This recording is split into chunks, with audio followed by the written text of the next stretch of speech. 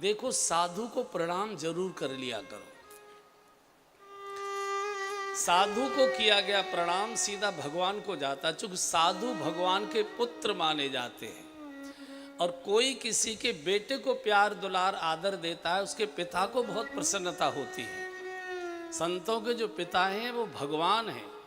आप इस फजीयत में मत पड़िए, सिद्ध है क्या सिद्ध है, कि चिलम पीते हैं कि गांजा पीते हैं कि ऐसे है कि वैसे।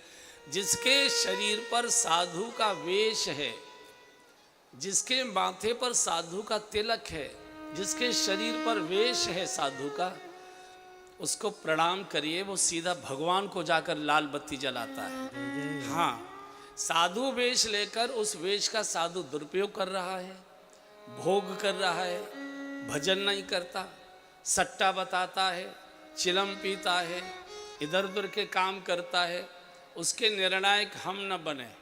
उसका बाप बैठा है, भगवान अगले जन्म में साधु का वेश उसे देने ही नहीं देगा।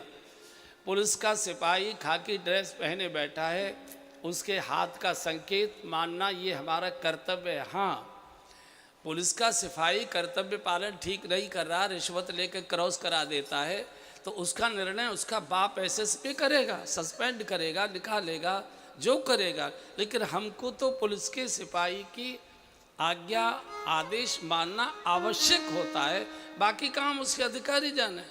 हम लोग इसी पचड़े में फंसे रहते हैं, ये कौन है, कैसे हैं। जिसने भी साधु का वेश धारण किया, आप वेश को प्रणाम करिए, आप उसके माथे के तिलक को प्रणाम करिए, उसके आचरण को मत देखिए। उसके आचरण को देखने वाला उसका बाप बैठा है भगवान।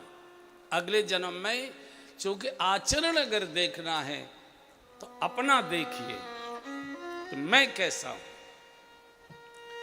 हम दूसरे के आचरण इतने देखते हैं कि अपने देखने की फुर्सतें नहीं मिलती है हमको। देखना है तो स्वनिरीक्षण करिए, आत्मनिरीक्षण करिए, मैं कैसा हूँ एक बात, और भगवान को कैसा पसंद है दो बात।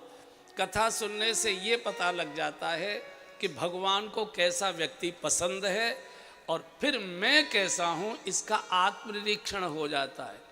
कई बंधु कहते हैं ना कि महाराज 3 घंटे कब बीत जाते हैं कथा में पता नहीं लगता है। सिनेमा हॉल में भी 2-3 बार इंटरवल होता है, सीटियाँ बज जाती हैं, बीच बीच में उठकर लोग निकल जाते हैं, लेकिन कथा में तो होश ही नहीं रहता है। 3 कब बजे जब आप कहते हैं कि अब कथा विराम लेती, तो अरे 3 घंटे कारण ये कि वो कथा राम की नहीं है। राम तो माध्यम बनी, ये कथा हमारी और आपकी है।